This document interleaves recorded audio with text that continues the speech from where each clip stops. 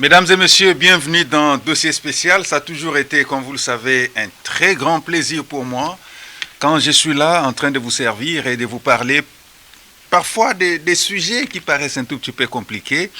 Mais ça me fait énormément plaisir de votre retour. Il y a beaucoup de personnes qui ne se lassent de nous appeler, qui nous encouragent par rapport au travail que nous sommes en train de faire. C'est vrai, ça n'a toujours pas été facile d'aborder des thématiques qui paraissent un tout petit peu difficiles. Mais sauf que à la longue, on finira par être écouté. Moi, j'en suis totalement convaincu. On finira par être écouté. Et beaucoup de personnes trouveront l'importance du travail que nous sommes en train de faire. Parce qu'aujourd'hui, que vous le vouliez ou pas, le secteur minier, c'est un des secteurs porteurs de la République démocratique du Congo. Qu'on le veuille ou pas. C'est vrai, aujourd'hui, nous sommes en train de mener une étude et bientôt nous allons vous présenter le résultat de notre étude. Nous nous sommes rendus compte que très peu de candidats présidents de la République parlent de ces sujets relatifs au secteur minier. C'est vrai, s'ils en parlent, ils sont en train d'effleurer. Mais ils n'en parlent pas en profondeur. Ils n'en parlent pas avec beaucoup de hargne, comme on parle par exemple sur la question de sécurité. Aujourd'hui, presque tout le monde parle de la question de sécurité qui est très capitale, j'en conviens. Mais je me dis, ce secteur, c'est-à-dire le secteur minier, c'est un secteur importantissime, pour ne pas dire un secteur important. Mais je demanderai aux uns et aux autres de pouvoir suivre de près l'évolution de ces secteurs et nous verrons ensemble que c'est un secteur qui est très important. J'insiste que c'est un secteur qui est très important et surtout les codes miniers. C'est vrai, les codes miniers promulgués en 2002, révisés en 2018, mais jusqu'aujourd'hui, très peu de personnes s'intéressent et veulent connaître et comprendre la profondeur et la pertinence de ces textes. C'est vrai, ça me fait mal, mais je me dis, ça ne doit pas continuer à faire mal. Mais nous sommes appelés en tant que Congolais à connaître la pertinence de ces textes qui est mis à notre disposition. Les codes miniers, mesdames et messieurs, c'est une loi très importante qui doit nous pousser, nous tous en tant que Congolais, d'en connaître les fonds et la forme. C'est important. J'invite ici, que vous soyez économiste, que vous soyez juriste, que vous soyez journaliste, que vous soyez dans n'importe quel secteur de la vie nationale, s'il vous plaît, jetez-y un coup d'œil. Je ne demande pas à tout le monde de se spécialiser dans la législation minière, mais je demande à tout le monde d'être un tout petit peu curieux, de s'intéresser. C'est tout ce que je demande. J'invite tout le monde à s'intéresser. C'est fascinant, c'est intéressant. C'est vrai, pour mieux connaître, ou mieux comprendre les codes miniers, ça demande d'avoir non pas seulement la connaissance en matière minière, mais ça vous demande également d'avoir d'autres connaissances connexes pour vous aider à mieux comprendre la susceptibilité de certains textes ou la susceptibilité de certaines notions mises dans les codes miniers, c'est-à-dire que le législateur a mis dans les codes miniers. Alors, je vous dis encore une fois merci. Alors, moi, chaque matin, quand je suis là, c'est pour répondre aux questions. Il y a plusieurs questions qui nous sont posées. Le numéro qui est affiché au bas de l'écran, c'est le numéro par lequel vous pouvez nous poser toutes sortes de questions, pas des appels s'il vous plaît, toutes sortes de questions qui vous taraudent l'esprit, des questions qui vous empêchent peut-être de mieux comprendre certaines choses dans le secteur minier, particulièrement en rapport avec les codes miniers. N'hésitez pas, posez-nous toutes les questions possibles.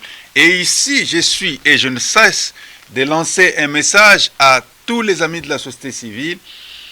Soyez disposés parce qu'à partir de 2024, on va organiser des grands plateaux, dossiers spécial code minier. Nous allons traiter tous les sujets qui fâchent. Il y en a beaucoup. On va traiter tous les sujets qui fâchent. Et nous allons, pourquoi pas, également nous intéresser aux communautés locales en 2024. Nous allons tendre le micro également à l'administration minière. C'est vrai, des fois, l'administration minière communique très peu, parle pas facilement aux médias. Si ce n'est à l'ère média, c'est-à-dire au niveau du cadastre minier, ils ont leur cellule de communication, ils communiquent là-bas. Au niveau du ministère des Mines, ils communiquent là-bas. Au niveau du secrétariat général, on ne communique pas. Peut-être si Ils vont au niveau du cabinet, ils peuvent communiquer. Au niveau des différentes directions, on ne communique presque pas. C'est-à-dire au niveau de l'administration minière, la communication est un peu lourde. Mais je les encourage en 2024 de communiquer de temps en temps parce qu'il y a beaucoup de préoccupations que nous pouvons leur soumettre. Vous pouvez de temps en temps, pourquoi pas communiquer et donner votre point de vue par rapport à certains dossiers qui fâchent dans le secteur minier. Alors l'étude qui est en préparation, qui sera publiée d'un moment à l'autre, parce que là nous sommes en train de checker les différents programmes des candidats présidents de la République, et nous voulons également connaître les points de vue de l'opinion congolaise. Est-ce que l'opinion congolaise est disposée à voir les candidats présidents de la République placer la question relative au secteur minier en pôle position de leur programme électoral? C'est la question que nous avons posée et beaucoup de personnes ont répondu. Et nous allons ventiler cela après avoir fait une analyse objective et vous donner les résultats de notre enquête. La question qui nous a été posée par Oscar Boukassa. Oscar Boukassa, depuis la commune de Limete, nous a posé une question. Oscar Boukassa nous dit qu'il est activiste des droits de l'homme et je salue également tous les activistes des droits de l'homme qui sont en train de nous suivre parce qu'on ne peut pas parler de l'exploitation et de la recherche sans pour autant faire allusion aux droits de l'homme. C'est pratiquement impossible. C'est-à-dire, le secteur minier est étroitement lié aux droits humains. C'est important parce qu'il y a beaucoup d'intervenants et ça demande à ce qu'il y ait une protection significative des droits humains. C'est très important. Le secteur minier est extrêmement lié au secteur de l'environnement. C'est très important parce que non seulement il y a des obligations environnementales dans les chefs des titulaires des droits miniers, mais aussi on ne peut pas faire de la recherche, on ne peut pas faire de l'exploitation sans pour autant impacter l'environnement. Voilà pourquoi même pour l'octroi du droit minier, on demande aux titulaires des droits miniers de présenter les parts, c'est-à-dire les plans d'atténuation et de réhabilitation. Là, c'est si les titulaires veulent faire la recherche, c'est-à-dire dans la phase de la recherche, il faut présenter ces documents qui est très important et ces documents doivent passer également à l'instruction environnementale, c'est-à-dire les plans d'atténuation et de réhabilitation. Alors, les mêmes titulaires, s'ils transforment son permis de recherche en permis d'exploitation, on va lui demander les PG, c'est-à-dire les plans de gestion environnementale et sociale. Ce sont les deux documents stratégiques et importants dans le secteur minier. Et là, j'ai toujours demandé à la société civile de faire les suivis de ces deux documents stratégiques, c'est-à-dire les plans d'atténuation et de réhabilitation, et vous avez également les PGS, les plans de gestion environnementale et sociale. C'est pour attester que on ne peut pas être seulement dans le secteur minier sans pour autant avoir un œil braqué sur l'environnement. C'est pratiquement impossible. Les secteurs de l'environnement, les secteurs miniers est étroitement lié au secteur social. On ne peut pas parler de l'exploitation minière sans pour autant faire allusion au social des communautés, sans pour autant faire allusion au social des Congolais. Voilà pourquoi vous allez vous rendre compte que même en ce qui concerne la dotation 0,3%, les manuels de procédure, c'est un arrêté interministériel entre son Excellence, monsieur ou madame la ministre des Mines, et son Excellence, monsieur le ministre des Affaires sociales, Action humanitaire et solidarité nationale. Ce sont là les deux secteurs. Et même lorsqu'on va faire l'instruction environnementale, vous allez vous rendre compte qu'il y a plusieurs parties prenantes dans l'instruction environnementale. Les leads est piloté par l'Agence congolaise de l'environnement. Vous avez la direction portant protection de l'environnement minier, n'est-ce pas, qui dépend du secrétariat général aux mines, n'est-ce pas? Et vous avez également le FNPSS qui dépend du ministère des Affaires sociales. Donc, c'est pour vous dire que le secteur minier est étroitement lié à plusieurs autres secteurs. Vous avez également, pourquoi pas,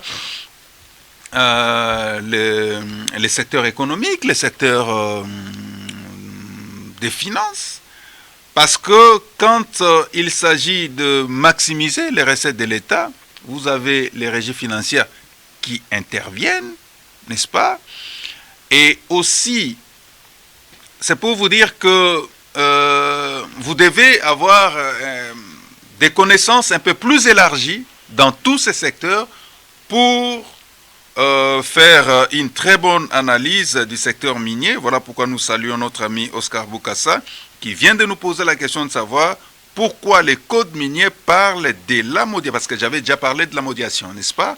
Pourquoi les codes miniers parlent de l'ammodiation au singulier et mutation au pluriel? C'est une question qui est pertinente parce que si vous lisez le titre 7 du code minier, dans ce titre, on nous présente, on parle de l'ammodiation au singulier et on parle des mutations. Et lorsque je parlais de l'ammodiation, j'ai expliqué l'ammodiation dans nos émissions précédentes. Je crois que notre ami Oscar Boukassa nous a suivis religieusement. Et vous également qui nous suivez, pouvez poser toutes les questions. On fournira beaucoup d'efforts pour répondre. Alors, ça tapait à son œil. Pourquoi on parle de l'ammodiation et des mutations? Alors qu'ici, nous sommes en train de parler des types de contrats qui sont prévus dans les codes miniers. Alors, les codes nous a présenté un certain nombre de contrats. C'est vrai, il y a des contrats extra-légaux et vous avez des contrats intra-légaux dont nous sommes en train de faire allusion.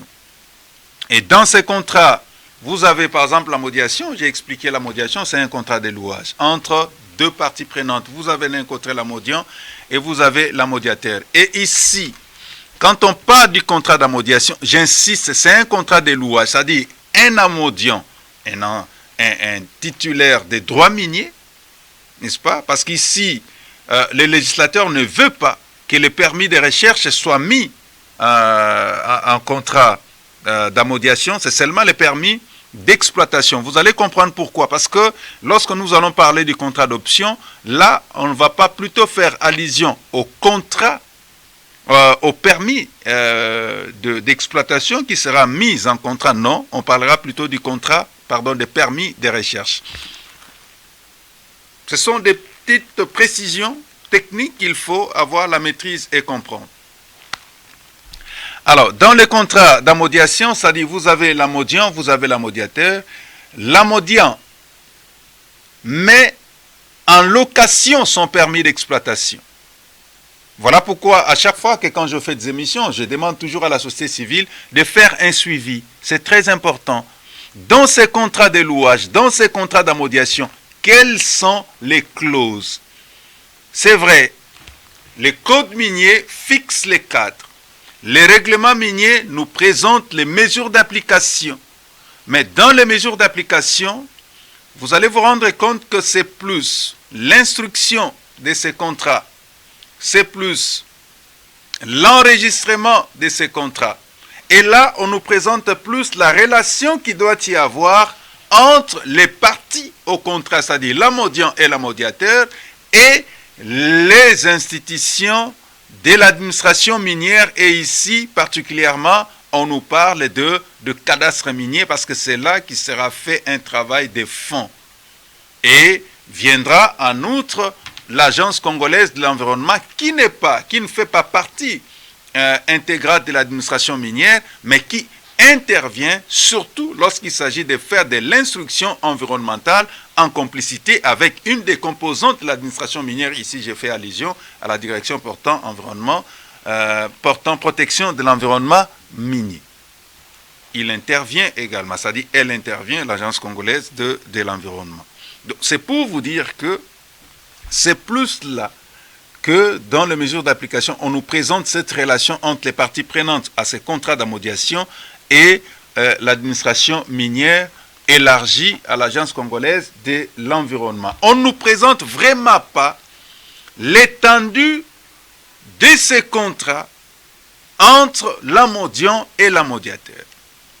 Puisque parmi les mesures de transparence prévues dans les codes et les règlements miniers, on demande aux établissements publics concernés de mettre à la disposition du public tous les contrats qui sont signés dans les secteurs miniers. Et ici, je vais demander, pourquoi pas aussi, à la société civile de faire les suivis et de savoir est-ce que les titulaires qui est en train d'exploiter chez nous, est-ce que c'est vraiment lui le titulaire ou le propriétaire réel? Ou soit c'est seulement un propriétaire qui a signé un contrat d'ammodiation ou un contrat de cession, qu'on va parler bientôt dans l'imitation. Il faut connaître. Parce que si la société civile est très éveillée et la société civile connaît réellement que cette entreprise qui est en train d'exploiter, par exemple à Fungurume, par exemple à Kolwezi, c'est un ammodiateur, la société civile aura un comportement à l'égard de cet exploitant. Je ne sais pas si je me fais comprendre. Vous aurez une attitude à l'égard de cet exploitant parce que à chaque fois que cet exploitant qui est ammodiateur commet des fautes, vous n'allez pas le laisser lui seul. Il faut aller chercher également l'ammodiant. C'est ça qui est prévu même dans les codes. À chaque fois que l'ammodiateur commet des bourdes, ou à chaque fois que l'ammodiateur ne s'acquitte pas de ses droits vis-à-vis de l'État, l'État congolais est en droit de poursuivre l'ammodiant. Mutatis mutandis, la société civile également, à chaque fois que l'ammodiateur ne se conforme pas aux dispositions pertinentes du code minier, en se conformant à ce qui lui a été exigé vis-à-vis des communautés locales, la société civile est en droit non pas seulement de faire pression sur l'ammodiateur, de faire pression également sur l'ammodiant. Ça revient au même. Donc c'est un contrat de louage. L'ammodiant n'est pas totalement lié, délié de ses responsabilités. Non, n'est pas totalement délié de ses responsabilités. C'est un peu ça la susceptibilité de ce contrat d'ammodiation. Vous êtes ammodiant, vous n'êtes pas totalement délié de votre responsabilité vis-à-vis des communautés, vis-à-vis de l'État congolais. Vous n'êtes pas totalement délié de votre responsabilité. Est-ce qu'on se comprend? Donc, c'est un peu ça. C'est-à-dire, dans l'ammodiation, vous avez deux parties prenantes. Vous avez l'ammodiant, vous avez l'ammodiateur. L'ammodiant, c'est lui qui est le vrai propriétaire ou le propriétaire réel de la structure, n'est-ce pas? C'est l'ammodiant. Et les propriétaires, ce n'est pas dit ainsi, mais en d'autres termes, irréel, s'il faut le dire, c'est l'ammodiateur qui a signé un contrat d'ammodiation avec l'ammodiant et qui vient exploiter tout en étant responsable vis-à-vis de l'État congolais et en étant responsable vis-à-vis des communautés locales. Maintenant, je réponds à la question de notre ami Escar Boukassa, qui nous dit pourquoi. On peut, si vous avez votre code, allez-y, déjà vers l'article 182, vous allez voir qu'au titre, on va vous parler de l'ammodiation et des mutations. Alors, pourquoi les mutations? Pourquoi les mutations? Parce que dans les mutations, vous avez trois sections essentielles. Vous avez la première section qui vous parle des cessions. La cession, c'est également une forme de mutation. On vous parle des transmissions. C'est la deuxième section. La transmission, c'est également une autre forme de mutation. Et enfin, on vous parle des contrats d'option. Donc, si mutation est au pluriel, cher ami Boukassa, parce que à l'intérieur des mutations, vous avez les cessions ou la cession, vous avez la transmission ou les transmissions et vous avez les contrats d'option. Ce sont là les trois éléments constitutifs de mutation. Mais par contre, côté ammodiation, vous n'avez qu'un seul élément.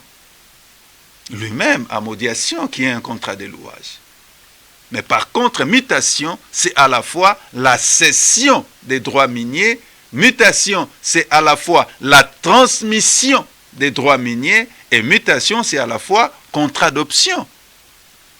Mais par contre, les 3 éléments que vous pouvez facilement trouver à l'article 187 du Code minier, vous pouvez trouver à l'article 182 du Code minier, que vous pouvez trouver également à l'article 193 du Code minier.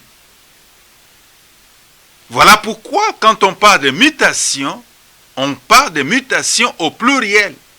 C'est simple, parce que mutation au pluriel a 3 éléments constitutifs.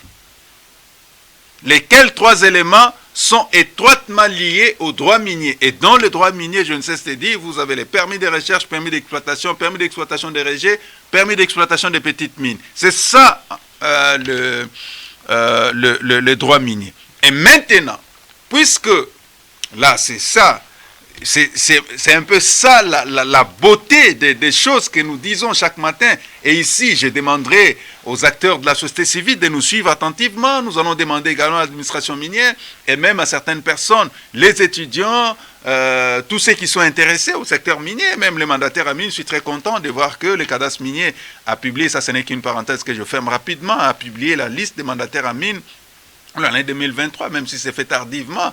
Félicitations, on vous encourage. Et 2024, vous devez également fournir beaucoup d'efforts de nous publier la liste des mandataires à mine, car c'est très important. Je ferme rapidement la parenthèse. Je disais la beauté des contrats que les codes miniers a prévus, c'est là où nous sommes. Donc, vous avez, j'explique, en 2024, on aura nos flip shops. Ici, nous allons vraiment demander aux partenaires qui veulent nous appuyer de venir. Ici, nous allons commencer à expliquer en des termes simples certaines choses. On va mettre un tableau, on aura notre marqueur, nous allons commencer à expliquer, parce que là, on aura un plateau beaucoup plus élargi. On va commencer à expliquer en des termes simples certaines choses, car c'est important. C'est-à-dire, vous avez les droits miniers tels que je vous l'ai présenté. Dans les droits miniers, vous avez le permis de recherche, PR, pardon. Vous avez les permis d'exploitation. Vous avez permis d'exploitation des rejets, PER. Et vous avez les permis d'exploitation des petites mines, PEPM. N'est-ce pas? Ce sont là les droits miniers mis à la disposition d'un titulaire qu'on appelle entreprise minière. On met cela à sa disposition. Mais les législateurs congolais, en mettant cela à la disposition du titulaire des droits miniers, il lui dit, bon, monsieur, vous avez ces prérogatives que je mets à votre disposition, de faire à la fois la recherche, de faire à la fois l'exploitation, éclater en exploitation de petites mines, éclater en exploitation des rejets. Mais aussi, vous avez la possibilité, en ayant ces prérogatives, de signer des contrats. Moi, législateur congolais, je vous donne ce plein pouvoir de signer ces contrats. Mais lesquels contrats seront encadrés par mes services. Et parmi les services qui vont encadrer ces contrats, vous avez les cadastres miniers. C'est très important ce que je suis en train de dire. Voilà pourquoi j'ai toujours dit, les cadastres miniers, à mon avis, c'est un service qui est très important et c'est un service qui doit être mis à l'abri des besoins. Je ne cesse de le dire. Les cadastres miniers doivent être mis à l'abri des besoins. Non seulement les cadastres miniers doivent être mis à l'abri des besoins, les cadastres miniers doivent avoir les moyens de sa politique. Parce que si le cadastre minier n'a pas les moyens de sa politique, c'est un service qui sera exposé à plusieurs tentations. Parmi les tentations, il y a la corruption. Parce que là, c'est une question d'argent. Parce que le cadastre minier, c'est la courroie de transmission. C'est le point névralgique du secteur minier. Tout passe par là. C'est le cadastre minier qui fait la centralisation, la coordination, même des différentes instructions qui viendront de part et d'autre. Est-ce que vous savez que même l'instruction technique qui viendra de la direction des mines, ça passera par les cadastres miniers avant d'atteindre l'autorité. Ici, l'autorité compétente, c'est le ministre des Mines. Est-ce Est-ce que vous savez que l'instruction environnementale, après que l'Agence congolaise de l'environnement ait fini son travail, même si l'Agence congolaise de l'environnement coordonne l'instruction environnementale, parce qu'en son sein, il y a la direction portant protection de l'environnement minier, les FNPSS coordonnent, après cette coordination, verra à la coordination centrale qui est le cadastre minier et qui va atteindre l'autorité après avoir présenté l'avis cadastral. Donc c'est pour vous dire que ce service est très important. C'est une parenthèse. Je vais ouvrir beaucoup de parenthèses aujourd'hui. C'est également une parenthèse que je vais fermer. Donc doter les moyens à ces services, c'est également protéger l'État congolais, protéger ces différents travailleurs qui sont là et les mettre à l'abri, par exemple, de la corruption. À l'abri de certaines tentations de la corruption, parce que là, gravitent des moyens. Il y a beaucoup de moyens qui gravitent autour de là. Est-ce que vous savez même, lorsque nous allons parler, par exemple, de la session, l'enregistrement de cette session qui doit être faite, on va en parler d'un moment à l'autre, l'enregistrement, rien que l'enregistrement de la session qui doit être faite, l'enregistrement se fait moyennant 1% du montant du transfert des droits miniers. Imaginez-vous, par exemple, moi, je cède mon droit minier à hauteur, par exemple, de 1 milliard de dollars américains pour faire enregistrer ces contrats de cession au niveau du cadastre minier. Je suis obligé, légalement parlant, et c'est écrit noir sur blanc au niveau de l'article 185 ter du code minier, de présenter mon contrat d'enregistrement moyennant 1% du montant des transferts. Est-ce qu'on comprend un peu la hauteur? Si c'est à 1 milliard de dollars américains, 1% ça représente combien? Et ça doit entrer là-bas. Donc c'est pour vous dire que ce n'est pas n'importe quel service. C'est un service qui est important. C'est vrai, c'est un établissement public. Et si je comprends bien, en tant qu'établissement public, c'est vrai, c'est une régie indirecte, si je ne me trompe pas. Oui, c'est une régie indirecte. Parce que le cadastre minier est sous tutelle. C'est une régie indirecte. Donc c'est pour vous dire que nous devons faire très attention. Mettons les moyens à ce service-là. Et l'État congolais sortira gagnant. J'ai dit, l'État congolais sortira gagnant. Ici, quand je parle de l'État congolais, je parle de son territoire, je parle de sa population, je parle de son gouvernement, et ça va même renforcer notre souveraineté, tant sur le plan national que sur le plan international. Je sais de quoi je suis en train de parler, et je sais de quoi je fais allusion. Négliger les secteurs miniers, négliger certains services qui gravitent autour de ces secteurs, c'est fragiliser également notre pays. Aujourd'hui, là, c'est une parenthèse encore que j'ouvre. Quand je suis les différents candidats présidents de la République, mettre dans leur programme d'action la question sécuritaire en avant-plan, je suis totalement d'accord. J'applaudis des mains, parce que nous tous, nous avons besoin de la paix. Mais posons-nous la question. Si notre pays aujourd'hui est attaqué de part et d'autre, si aujourd'hui l'ennemi commun identifié par le président de la République, son Excellence Félix Antoine Tshisekedi Tshilombo, que je salue en passant, bonne campagne, Excellence Monsieur le Président de la République, vous identifiez notre ennemi commun. Les Rwandais, c'est notre voisin qui nous agresse. Pourquoi? La raison principale, c'est l'exploitation de nos minéraux. On exploite nos minéraux en nous fragilisant. Est-ce que vous ne voyez pas là qu'il y a deux fronts qui s'ouvrent? La convoitise de nos minéraux, cette convoitise-là engendre l'insécurité. On nous insécurise pour exploiter. Alors, si on mettait fin à l'insécurité, il y aura un deuxième front qui va s'ouvrir. Et ce front-là, c'est ça le secteur minier. Voilà pourquoi, à mon avis, nous ne pouvons pas mettre en avant-plan la question sécuritaire et laisser le secteur qui est à la base. Non, il faut élever ce secteur-là. Élever ce secteur. Donner la lettre de noblesse à ce secteur-là. Et vous verrez qu'on sera fort et on aura des moyens. Les moyens, ça va renforcer notre souveraineté sur le plan national. Ça va nous permettre de rétablir, au fait, l'autorité de l'État sur l'ensemble de l'État congolais, sur l'ensemble du territoire national. Ça donnera la lettre de noblesse à sa population et ça donnera les moyens à son gouvernement qui est en train de gérer au quotidien.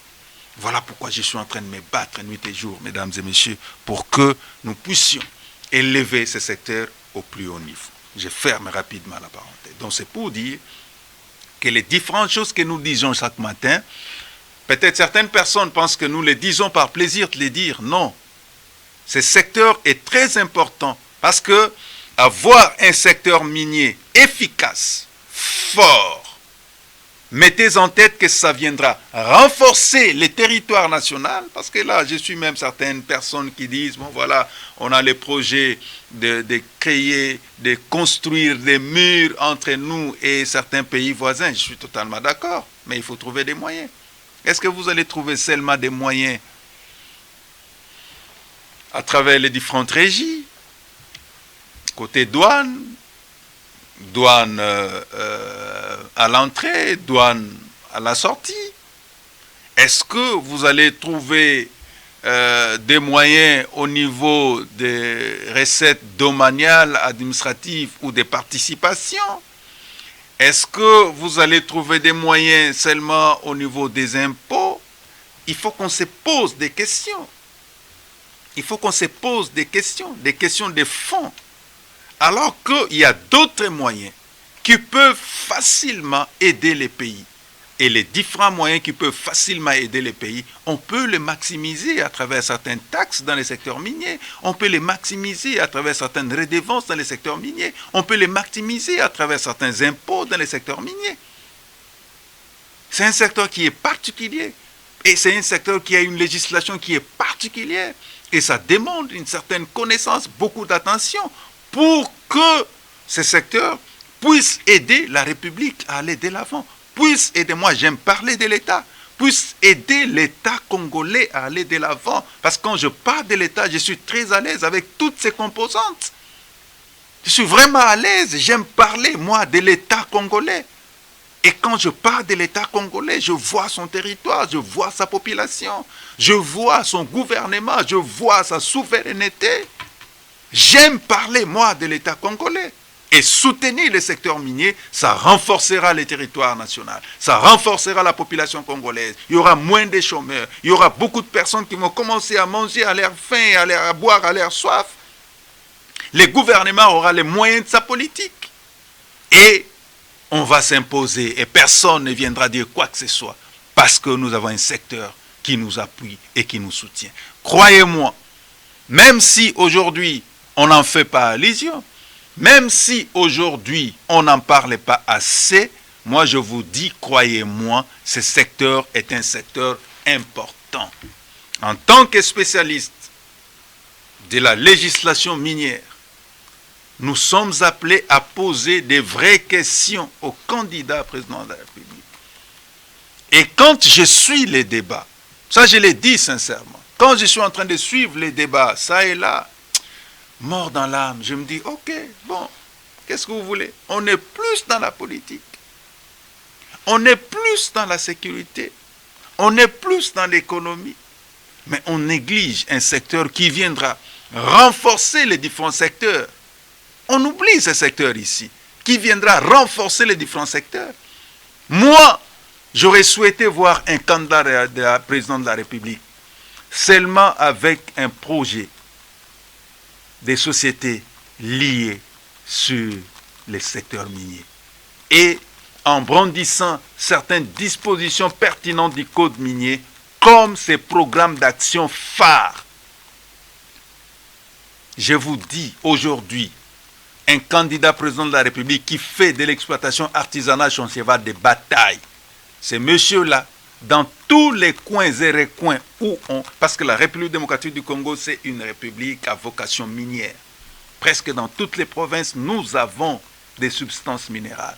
Non pas seulement en termes de substances minières, nous avons également de substances, des carrières qui sont érigées comme substances minières. Des substances de carrière, tout ce qui contribue à la construction.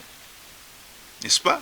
Dans toutes les provinces de la République démocratique du Congo, vous avez une jeunesse qui est au chômage. Et cette jeunesse, le secteur minier peut facilement absorber cette jeunesse et leur donner du bon travail. Mais on ne parle pas seulement de la question d'exploitation artisanale. Un candidat président de la République qui fait, par exemple, de responsabilité sociétale, RSE des entreprises, la responsabilité sociétale des entreprises, qui en fait son cheval de bataille. Parce que là, les candidats présidents de la République doivent faire voir à l'opinion que l'entreprise qui amasse des ressources dans notre sol doit savoir partager ses dividendes à nos communautés. Et je fais de cette question mon cheval de bataille. C'est prévu dans les codes. Ce n'est pas vous qui allez faire sortir l'argent, mais l'argent de l'entreprise bien encadré, comme j'ai dit. On crée une banque minière, une haute autorité chargée de la gestion des ressources minières. C'est comme une banque minière. On met là-bas les différentes ressources provenant des responsabilités sociétales des entreprises. On les place dans cette banque. Laquelle banque donne des bourses aux jeunes des communautés locales pour des projets. Laquelle banque construit des routes. Laquelle banque construit des écoles. Laquelle banque construit certaines infrastructures de base pour ces communautés locales. Mais nulle part je n'entends parler de ça. On n'est plus, tout le monde est là, je veux faire ceci, alors que les codes ici vous a donné l'opportunité d'avoir un meilleur programme. Lequel programme? C'est frais. Aussitôt commencé votre mandat, aussitôt l'argent sort pour, je ne dirais pas financer, mais pour mettre en application les idées que vous avez soumises, lesquelles idées ont poussé vos électeurs à vous élire. C'est simple. Ce ne sont que des idées. Je vous donne un cas. Est-ce que vous savez que les droits superficiels annuels par carré, c'est l'une des conditions, j'ai dit, c'est une des conditions majeures qui peut pousser l'administration minière à déchoir les titulaires des droits miniers de son droit minier. Alors, c'est une obligation. Et déjà, à partir du mois de janvier, on est au mois de, à partir du mois de janvier, les entreprises minières doivent déjà commencer à se préparer pour payer leurs droits superficiels annuels par carré. Au mois de février, la note des débits leur parvient, tout en leur montrant les montants à payer. Déjà, au plus tard, le 31 mars, est-ce qu'on se comprend? Au plus tard, le 31 mars, chaque entreprise minière doit commencer à libérer son droit superficiel annuel par carré avant même que la notification n'arrive. Parce que la déchéance est déclenchée déjà à partir de la notification qui leur sera faite par les cadastres miniers. Est-ce que pendant que vous serez en train de vous préparer pour votre prestation de serment, pour asseoir les gouvernements, il y aura déjà l'argent. L'argent déjà est là, à partir seulement des droits superficiels annuels par cas. L'argent est déjà là. Lesquels argent peut vous permettre de commencer des petites choses, des petites réalisations, des promesses. Mais comment on peut abandonner un tel secteur? Je suis même prêt à aller plus loin. Un président de la République peut même élever ses ministères des Mines au rang de vice-primature, pourquoi pas? Je n'ai jamais entendu, moi, que le ministère des Mines a été élevé à un certain moment au rang de vice-primature. Non, nulle part, je n'ai jamais entendu. On peut élever ces ministères des Mines ici à la dimension de vice-primature, ce ne sont que des idées. On ferme rapidement la parenthèse. Voilà, je ne vais pas entrer dans la politique. C'était juste des idées. Donc c'est pour dire qu'on ne fait pas de ce secteur un secteur importantissime, alors que c'est un secteur important qui peut ramener des capitaux frais à la République. J'ai dit des capitaux frais à la République, et c'est possible. On revient aux mutations. Nous allons parler rapidement de la cession. Alors si au niveau du contrat d'amodiation, c'est un contrat de louage, c'est-à-dire l'amodiant met en location son permis d'exploitation, mais par contre au niveau de la cession, là nous sommes déjà au niveau de l'article 182, si je ne me trompe pas, du code minier. À cet article-là, on nous dit que nous avons deux parties prenantes également. Vous avez les cessionnaires et les cédants. Ici, ce n'est pas un contrat de louage. Ici, c'est un contrat de transfert. Nous allons faire les transferts des droits miniers qui va partir du cédant vers les cessionnaires. Ça veut dire, en d'autres termes, vous avez deux personnes. Entreprise A, entreprise B. L'entreprise A, c'est les cédants.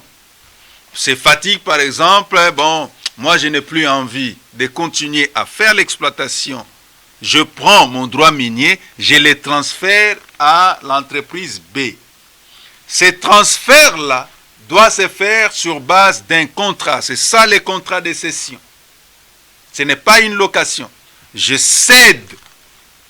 Hein, au niveau de là, vous comprenez pourquoi on parle de mutation. C'est-à-dire je cède.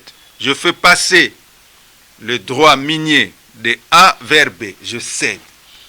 Et cette cession-là est également encadrée. Alors, à part la cession, vous avez également la transmission. C'est également une autre forme de contrat, dans l'imitation toujours. Alors, dans la transmission, c'est en cas de décès, par exemple. N'est-ce pas? Surtout dans les SASU. Les experts comprennent. Société par action simplifiée, unipersonnelle. Surtout dans les cas de ces entreprises-là, c'est-à-dire là, vous avez un seul actionnaire majoritaire. Si cet actionnaire majoritaire décède, on va transmettre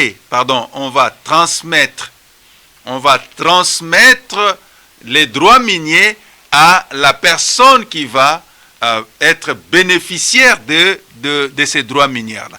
Alors, cette transmission-là est également encadrée et c'est l'administration minière qui encadre cette transmission-là, surtout en cas de décès. Et ici, j'insiste, il faut bien comprendre l'acte uniforme des sociétés commerciales et des groupements d'industrie. Il faut bien comprendre cet acte uniforme-là, parce que là, on nous présente les différents types de sociétés. N'est-ce pas? Et dans ces différents types de sociétés, vous avez des sociétés unipersonnelles. Surtout dans ces sociétés unipersonnelles, ici je parlais des SASU par exemple, société par action simplifiée, unipersonnelle, surtout dans les cas de ces sociétés-là, c'est là que la transmission s'opère facilement. Et cette transmission-là doit être encadrée par les cadastres miniers, cette transmission-là doit être faite sur base d'un contrat de transmission. Donc, on passe de la cession, qui est un contrat, on a la transmission, on est toujours dans l'imitation, et vous avez également les contrats d'option. Alors, ces contrats d'option, je l'avais déjà dit à l'amorce, parce qu'ici, j'ai besoin qu'on puisse se comprendre. Je parle à la fois à tout le monde, aux personnes qui maîtrisent bien les secteurs miniers, et aux personnes qui ne maîtrisent pas les secteurs miniers. Peut-être certaines choses que j'ai dit, ça dépasse certaines personnes et ça fait un peu mal à la tête. Oui, je comprends. Mais c'est important de les dire parce que ce sont des choses techniques. Je parlais d'amodiation. Dans l'amodiation, c'est les permis d'exploitation qui est ciblé pour signer ces contrats d'amodiation. Un contrat de louage. Je fais louer mon permis d'exploitation. Mais par contre, ce n'est pas le permis de recherche qui est concerné dans les contrats d'amodiation. Mais par contre, dans les contrats d'option, ce n'est pas le contrat d'exploitation qui est ciblé. Dans les contrats d'option, c'est le permis de recherche qui est ciblé. C'est-à-dire, je signe un contrat avec une tierce personne autour de son permis de recherche pour être bénéficiaire de la jouissance des dividendes que va lui procurer son permis d'exploitation quand il va passer dans la phase d'exploitation. Nous sommes ensemble pendant la période de recherche. Je participe pendant sa période de recherche. L'option est que lorsqu'il va passer à la phase d'exploitation, et qu'il va commercialiser ces substances minérales, moi également, je dois jouir. C'est-à-dire, les contrats d'option, c'est un contrat de jouissance qui commence, les contrats de jouissance d'exploitation, mais pendant la période de recherche. C'est un peu compliqué, mais c'est un peu ça. Ça veut dire, en d'autres termes, un titulaire des droits miniers qui a son permis de recherche, pour X ou Y raison, peut signer un contrat d'option avec une tierce personne pendant qu'il est dans la phase de recherche. Les permis de recherche peuvent se transformer en permis d'exploitation. Je finis ma recherche et je dois maintenant passer à l'exploitation. Je transforme mon permis de recherche en permis d'exploitation. Cette personne-là, qui a signé les contrats d'option avec moi pendant la période de recherche, dans les contrats d'option, il y a l'option qu'il jouisse ou d'obtenir une participation dans la jouissance pendant les droits, pendant l'exploitation. Lorsque nous allons commencer l'exploitation, il aura sa participation à lui dans la jouissance du droit minier d'exploitation. En d'autres termes, il est actionnaire. Voilà. Ce sont là les différents contrats, en dehors des autres contrats que vous suivez, que vous aimez. Moi, je voulais également vous présenter ce type de contrats qui peuvent également nous aider tous et aider, pourquoi pas, la société civile à en faire les suivis. Parce qu'ici, je cible de temps en temps la société civile parce que je crois à cette société civile. Je crois que notre société civile est compétente et elle est capable, je le crois, de faire les suivis de ces différents types de contrats. Contrat d'amodiation, savoir quel est le propriétaire réel. On en parle, même au niveau des litiges, ici on en parle. Propriétaire réel, oui, propriétaire réel. Les gens dans leur tête, ils croient seulement, bon voilà, puisque il y a quelqu'un qui exploite et qui a un carré minier, peut-être c'est un politicien qui aide. Ce n'est pas ça. Ça peut être parmi les éléments. Mais le vrai propriétaire réel, il faut savoir, est-ce que ce contrat ici, c'est monsieur qui est en train d'exploiter, cette entreprise qui est en train d'exploiter, est-ce que c'est ça la véritable entreprise qui a obtenu les droits miniers, c'est-à-dire les droits, permis de recherche, permis d'exploitation et ainsi de suite. Est-ce que c'est elle ou pas? Il faut connaître.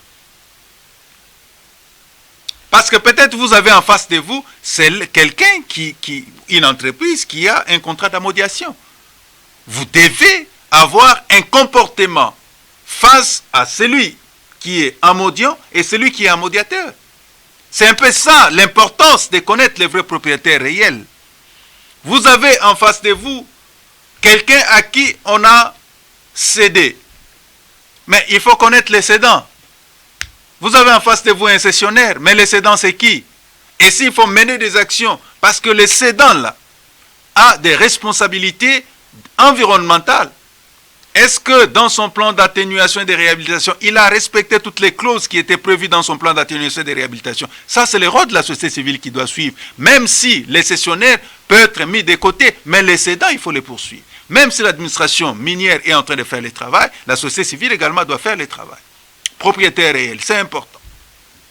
Vous avez en face de vous quelqu'un qui jouit de la transmission des droits miniers. Mais vous devez connaître. Mais le code de décès là, c'est lié à quoi? Est-ce que celui qui gérait avant la transmission avait bien géré sur le plan environnemental, sur le plan social? Il libérait facilement toutes ces obligations sociétales? Il faut connaître tout ça. Propriétaire réel. Propriétaire réel, c'est connaître réellement les contrats d'option. Parce que dans les contrats d'option, vous avez des parties prenantes qui sont là. Il y a quelqu'un qui est en train de jouir des dividendes de l'exploitation. Et pendant la période de recherche, quelle a été sa responsabilité vis-à-vis du dégât de l'environnement, des dégâts causés sur l'environnement? Propriétaire, il faut connaître tout ça. Une vraie société civile, c'est cette société civile qui a la maîtrise des données, non seulement des données que vous avez sur terrain, la maîtrise également et la connaissance des clauses et des dispositions légales. C'est important. Merci à vous tous de nous avoir suivis. Merci à Benoît, merci à Eric. Je suis très content de vous parler de ces choses qui paraissent un tout petit peu techniques, mais on va fournir beaucoup d'efforts de commencer à simplifier. En 2024, comme on a dit, ça sera des grands plateaux. Nous sommes en train de nous préparer avec certains amis de la société civile. Nous allons commencer à faire de grandes émissions dans nos locaux et nous allons vous aider à mieux maîtriser, à mieux comprendre certaines choses qui se passent dans le secteur minier. Ça sera des échanges entre spécialistes du secteur minier et nous allons voir dans quelle mesure du possible nous allons faire davantage la vulgarisation et la promotion du code minier à travers les médias. Merci à vous tous de nous avoir suivis. On se fixe rendez-vous demain à la même heure sur la même chaîne. Au revoir et à demain.